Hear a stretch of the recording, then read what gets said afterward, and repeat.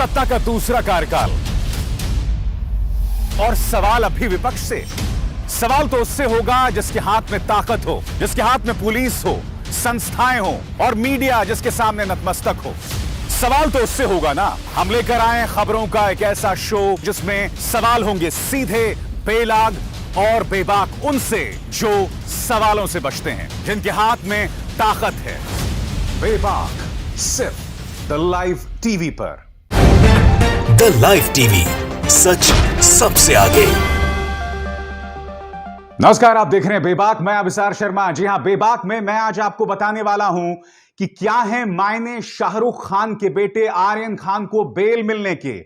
22 दिन तक 23 साल का यह लड़का जेल में रहा, नारकोटिक्स कंट्रोल ब्यूरो की हिरासत में, आर्थर रोड जेल में। दोस्तों, मैं फिर दोहराना चाहूंगा, मुद्दा यह नहीं है कि उन्हें बेल मिल गई। मुद्दा यह भी नहीं है कि आर्यन खान को ड्रग एडिक्ट या ड्रग्स तस्करों के साथ अगर इसके ताल्लुकात हैं, उसको लेकर नारकोटिक्स कंट्रोल ब्यूरो के पास कोई प्रमाण नहीं है। मुद्दा यह है कि आपने एक लड़के को 23 दिनों तक, 22 दिनों तक जेल में रखा। आपने उसके पिता, उसकी मां को टॉर्चर किया। आपने उस बच्चे को टॉर्चर किया सिर्फ इसलिए क्योंकि मोदी सरकार के सामने शाहरुख खान नतमस्तक नहीं हुए। और मैं आपको बतलाने वाला हूं दोस्तों, समानांतर तौर पर किस तरह का घटनाक्रम चल रहा है। मैं आपको यह भी बताने वाला हूं कि मुकुल रोहतगी, जो कि शाहरुख खान के वकील थे, उन्होंने किस तरह से धज्जियां उड़ाई। मगर सबसे पहले सरकारी पक्ष ने आज जिस तरह से अपना मजाक उड़ाया, सबसे पहले साहब उन्होंने कहते हैं कि हमारे पास क्या प्रमाण है आर्यन खान के खिलाफ। तो वो कहते हैं कि उन्होंने अपने दोस्तों को व्हाट्सएप करके कहा था, we will have a blast. आप जानते हैं दोस्तों, अगर आप अंग्रेजी समझते होंगे, अगर आप युवा हैं, तो इस तरह की शब्दावली का इस्तेमाल सारे दोस्त एक दूसरे के साथ करते हैं। हम खुद कहते हैं कि हम छुट्टी पर जाते हैं जब दोस्तों के साथ, और हम कहते हैं we will have a blast. तो इसका मतलब यह हो गया कि हम ड्रग्स ले रहे हैं। अदालत ने पूछा उनसे कि आप जब यह कह रहे हैं कि शाहरुख खान जो है वो ड्रग्स की तस्करी कर रहा था, बहुत बड़ी तादाद में ड्रग्स की तस्करी कर रहा था, कमर्शियल क्वांटिटी उसके पास थी, तो क्या प्रमाण है आपके पास? तो जानते हैं क्या कहा सरकारी पक्ष ने? सरकारी पक्ष ने यह कहा कि व्हाट्सएप चैट्स के जरिए हमें यह पता चल रहा है कि वो ये तमाम चीजें कर रहे थे। और नारकोटिक्स कंट्रोल ब्यूरो का केस पूरी तरह से बकवास था। वो इस बात से प्रमाणित होता है जब खुद नारकोटिक्स कंट्रोल ब्यूरो के वकील एएसजी अनिल सिंह ने कहा कि हमारे पास कोई प्रमाण नहीं है साजिश साबित करने के लिए। फिर से सुनिए मैं क्या कह रहा हूं, हमारे पास कोई प्रमाण नहीं है कि ड्रग्स को लेकर साजिश हुई। इसको लेकर अभी हमें लंबी जांच करनी होगी। आपने 22 दिन तक एक लड़के को जेल में रखा और आप कहते हैं कि आपके पास कोई प्रमाण नहीं है, कोई प्रमाण नहीं है। मैं आगे आपको बताऊंगा दोस्तों कि किस तरह से धज्जियां उड़ाई हैं मुकुल रोहतगी ने, मगर बात वहां नहीं रुकती है। मुकुल रोहतगी ने कहा कि जब आपके पास साजिश ही नहीं है तो आप किस आधार पर कह रहे हैं? उन्होंने यह भी कहा कि 2 या 3 लोगों को आपने पहले ही रिहा कर दिया, जिसमें एक बीजेपी नेता का साला था, ऋषभ सचदेवा। यह आपने किस आधार पर किया? और समानांतर तौर पर इस चेहरे पर गौर कीजिए, समीर वानखेड़े आज अदालत के सामने पहुंचा कि मिलॉर्ड मुझे बचा लो, मुझे गिरफ्तार किया जा सकता है। तो मुंबई पुलिस ने कहा घबराइए मत, गिरफ्तार करने से पहले हम आपको 3 दिन का वक्त देंगे। समीर वानखेड़े इस मामले में निहायत ही विवादास्पद हो चुके हैं। किरण गोसावी, वो विवादास्पद आपराधिक इतिहास का प्राइवेट डिटेक्टिव जो इनकी रेड टीम में शामिल था, उसे पुणे पुलिस ने गिरफ्तार कर लिया है और अब वो राज खोलने वाला है और समीर वानखेड़े के लिए बहुत मुश्किल होने वाली है। आजाद भारत के इतिहास में आपको कब इस तरह की मिसाल सामने आती है उभर के, जब एक नारकोटिक्स कंट्रोल ब्यूरो के अधिकारी को इस बात को लेकर डर लग रहा है कि राज्य की पुलिस उसे गिरफ्तार करेगी? ऐसा इसलिए नहीं देखा आपने क्योंकि आजाद भारत के इतिहास में ऐसी कभी मिसाल सामने उभर कर नहीं आई जब केंद्र सरकार अपने नागरिकों को इस तरह से टारगेट कर रही थी जिस तरह से भारतीय जनता पार्टी सरकार शाहरुख खान को कर रही थी। तभी ये तमाम चीजें सामने उभर कर आ रही हैं। मैं आगे जाकर आपको बताने वाला हूं कि समीर वानखेड़े की पत्नी क्रांति जो हैं, वो किस तरह का इमोशनल कार्ड खेल रही हैं। मगर मैं उम्मीद करता हूं दोस्तों कि आने वाले दिनों में मोदी सरकार इस तरह से बॉलीवुड को टारगेट करना बंद करेगी। हालांकि मुझे डर इस बात का है दोस्तों, इसकी अभी शुरुआत ही हुई है। यह काम इन्होंने पिछले साल से शुरू कर दिया था, जब उन्होंने रिया चक्रवर्ती, सुशांत सिंह राजपूत वाले मामले में दीपिका पादुकोण को बुलाया, सारा अली खान को बुलाया और श्रद्धा कपूर को बुलाया। और क्यों बुलाया मैं आपको बताता हूं। दीपिका पादुकोण वो थी, जब जेएनयू के अंदर हिंसा होती है तो वो जेएनयू के छात्रों से मिलने जाती हैं और फिर इत्तेफाक देखिए उन्हें ड्रग्स की पूछताछ के लिए बुलाया जाता है। सारा अली खान सैफ अली खान से जुड़ी हुई हैं। जाहिर सी बात है, सैफ अली खान को भी यह सरकार पसंद नहीं करती है। अब इन तमाम चीजों की पृष्ठभूमि में यह बात स्पष्ट हो जाती है कि जिन जिन लोगों को यह सरकार पसंद नहीं करती, उन लोगों को जो है यह सरकार टारगेट करती है।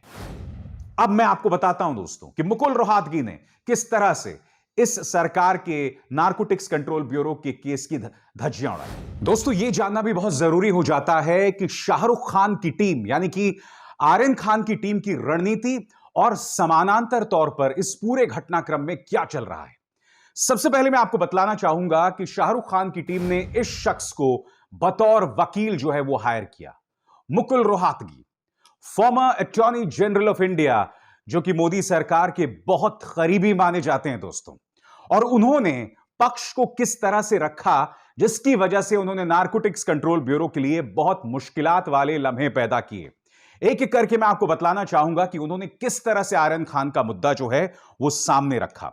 सबसे पहले दोस्तों, उन्होंने अनुच्छेद 22 का हवाला दिया और उसके जरिए उन्होंने क्या कहा वो बहुत दिलचस्प है, उस पर आपको गौर करना पड़ेगा। रोहतगी ने हाईकोर्ट में बताया कि आरोपी के अरेस्ट मेमो ने गिरफ्तारी के लिए सही आधार नहीं दिया, जो कि सीआरपीसी की धारा 50 के तहत जरूरत के विपरीत है। इसमें गिरफ्तार व्यक्ति को गिरफ्तारी के आधार और जमानत के अधिकार के बारे में बताया गया है, मगर बकौल मुकुल रोहतगी साहब आर्यन खान को यह आधार बताए ही नहीं गए।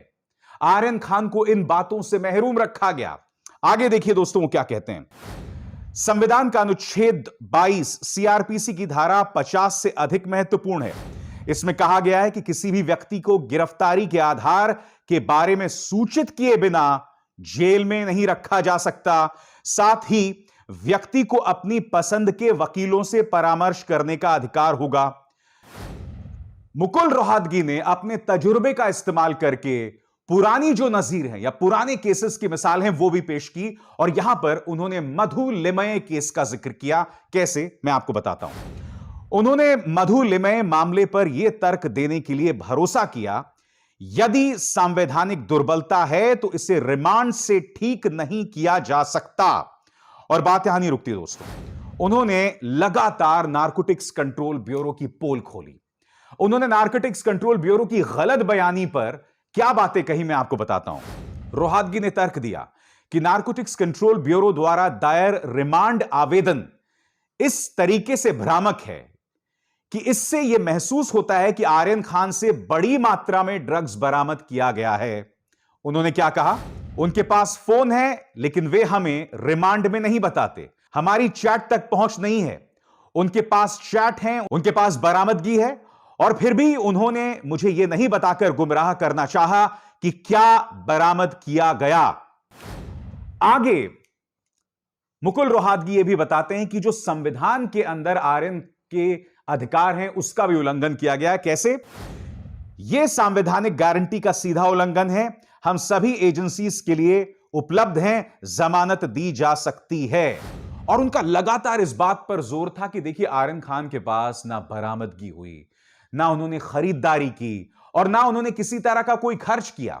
इस एवज में उन्होंने क्या कहा दोस्तों आपके स्क्रीन पर, यह दोहराते हुए कि कोई बरामदगी नहीं, कोई खपत नहीं और कोई वसूली नहीं है, रोहतगी ने मंगलवार को टोफन सिंह केस मामले में सुप्रीम कोर्ट के फैसले के आलोक में तर्क दिया कि खान द्वारा एनडीपीएस अधिनियम की धारा 67 के तहत एनसीबी को दिया गया कथित स्वैच्छिक बयान अस्वीकार्य है। इसके अलावा उन्होंने व्हाट्सएप चैट की सत्यता से इनकार किया, जहां वो कथित तौर पर मामले में दूसरे सह आरोपियों के साथ दवाओं की खरीद और आपूर्ति के बारे में चर्चा कर रहे हैं। एक एक करके मुकुल रोहतगी ने नारकोटिक्स कंट्रोल ब्यूरो की धज्जियां उड़ाई। मगर समानांतर तौर पर दोस्तों, समीर वानखेड़े भी अपना खेल खेल रहे थे। आपकी स्क्रीन पर यह है क्रांति। क्रांति कौन है? समीर वानखेड़े की पत्नी। कायदे से इस मामले में समीर वानखेड़े को पद से हटा दिया जाना चाहिए था, क्योंकि वो बहुत ही ज्यादा विवादास्पद हो गए हैं। मगर वो दूसरा इमोशनल कार्ड खेल रहे हैं दोस्तों। समीर वानखेड़े की पत्नी ने मुख्यमंत्री उद्धव ठाकरे को चिट्ठी लिखी है और उन्होंने कहा है कि मैं एक मराठी भाषी हूं और अगर बाला साहब ठाकरे जिंदा होते तो उनके साथ ऐसा नहीं हो रहा होता। उनकी इमोशनल अपील में उन्होंने क्या कहा, मैं आपको बताना चाहता हूं।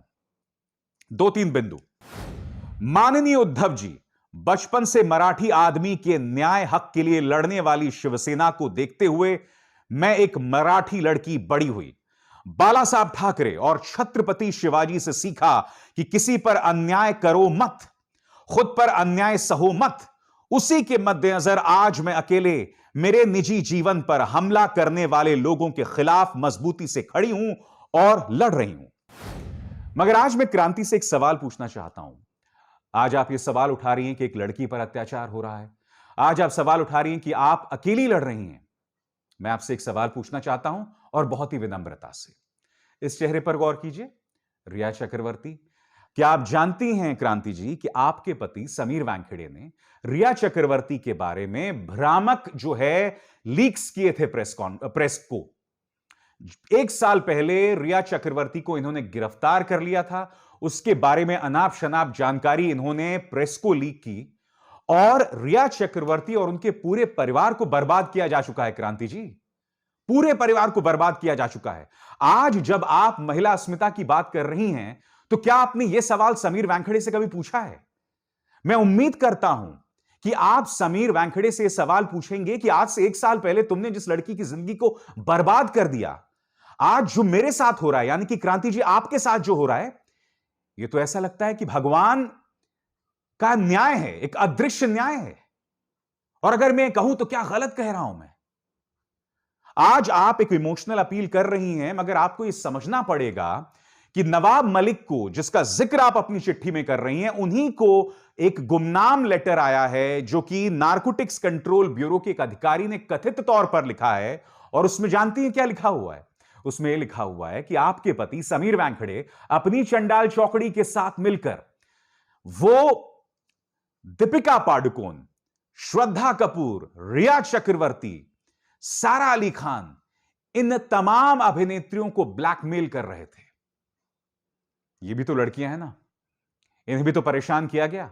उस लेटर में यह भी दावा किया गया है कि समीर वानखेड़े जो हैं, वो अपनी टीम के साथ जब रेड मारने जाते थे तो जहां पर कम ड्रग्स मिलता था वहां वो ज्यादा ड्रग्स जो है प्लांट कर देते थे ताकि वो आदमी जेल में सड़ता रहे।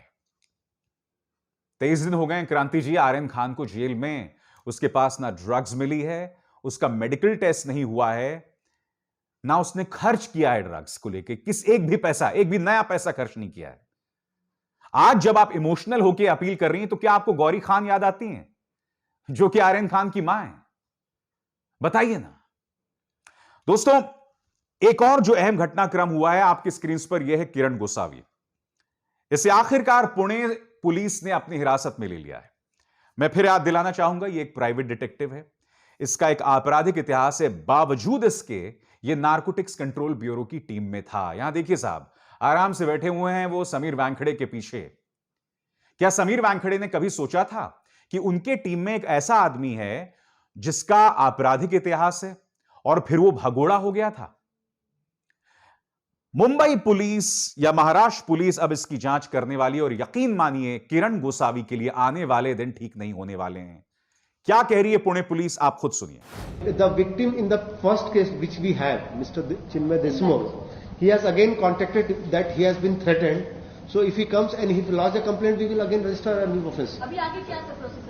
अभी उसको हम अरेस्ट किए हैं, उसका मेडिकल होगा, मतलब मेडिकल करेंगे, उसका कोरोना टेस्ट होगा, वो करने के बाद अरेस्ट करके उसको कोर्ट में हम प्रोड्यूस करेंगे। और सबसे अजीबोगरीब बात, समीर वानखेड़े का इस पूरे मामले में एक निहायत ही विवादास्पद रोल है और अब भी मोदी सरकार उनका साथ दे रही है। कायदे से इन्हें जांच से हटा देना चाहिए था। आपको याद होगा मेरे पिछले कार्यक्रम में मैंने यही सवाल उठाया था कि क्या उन्हें जांच से हटाया जाएगा, और मैंने उम्मीद की थी कि थोड़ी शर्म होगी मोदी सरकार में और वो इस शख्स को जांच से हटा देंगे। मगर अब भी, जैसे कि पत्रकार सुधीर सूर्यवंशी ने खबर आपके सामने रखी है, Sameer Wankhede will remain as an investigating officer in drugs on cruise case until substantial proof found against him, says NCB Deputy Director General Dnyaneshwar Singh. Dnyaneshwar Singh ये बात कह रहे हैं कि समीर वानखेड़े इस मामले में बने रहेंगे। मैं एक सवाल पूछना चाहता हूं। आपका अपना एक सरकारी गवाह प्रभाकर सेल लिखित में कहता है कि 8 करोड़ की वसूली कर रहे थे समीर वानखेड़े। मैं आपसे समझना चाहता हूं, इसके बावजूद उन्हें केस में रखा जाएगा?